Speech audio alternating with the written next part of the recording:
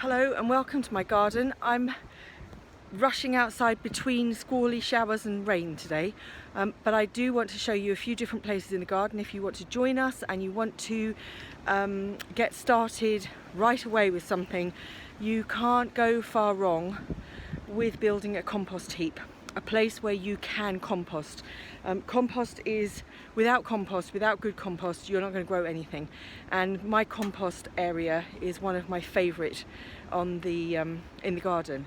So I just want to show you what I've got and invite you to have a crack at putting something together that works for you. So I have here, I don't know if you can see it, I have 4 bays made of pallets with actually they're hazel sticks. It's a bit slippy and slimy up here because it's been raining, but we've got hazel sticks stuck in the ground with through a pallet, and there's 3 pallets, and the front is left open, as you can see here.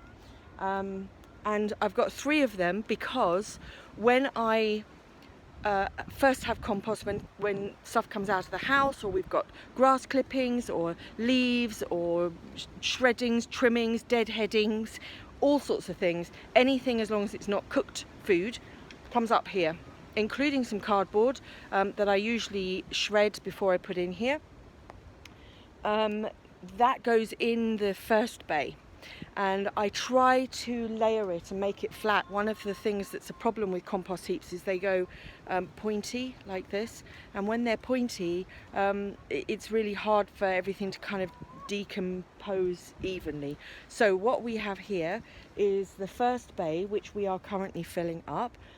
We've just put food scraps from the house in there, including the egg box, and it is layered as far as possible with grass clippings and such like. When we clear out the hen house, the poo goes in there too. If you can ever get hold of a bit of horse manure or farmyard manure, it's the best. It really does stimulate the compost beautifully. And then when that's full, what we do then is we turn that literally by using a fork like this one here, just an ordinary fork. This one's got a long handle, and we turn it from that bay there, just picking it up with the fork and putting it into this bay here. And in this second bay, this is what has composted down since we did that back in November time. So that's one first turning, and then we've got some tree bits falling into this one, and then when that one when the first one is ready to turn again, we turn the second one into the third one, and that gives it another air rate. And then the first one goes into the second one, and the first one's clear, ready for the next lot to come, and so on and so on. And I added a 4th one because I was finding we were making so much, there was so much compost going into the first one that I somehow wasn't able to keep up. So we've got 4 bays here.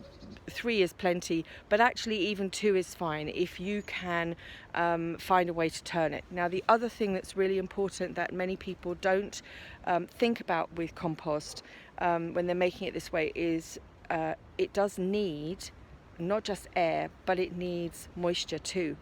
And in this part of the garden, you can probably see we're surrounded by these beautiful tall trees, which are lovely, but they shelter the compost quite a lot, particularly in the summer.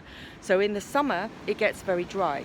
And what I do with then is I bring up the hose, and I just literally douse the compost as I'm turning it. And that really helps to get the moisture in and to make the compost work. The other thing I add are biodynamic preparations.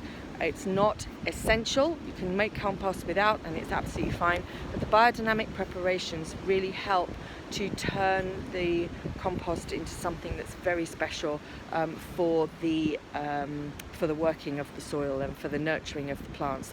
And I will tell you more about that another time. I'll give you some information also in the comments below. That's it. If you have the chance to get out there and build yourself a compost area, that would be great. You need to be able to turn it.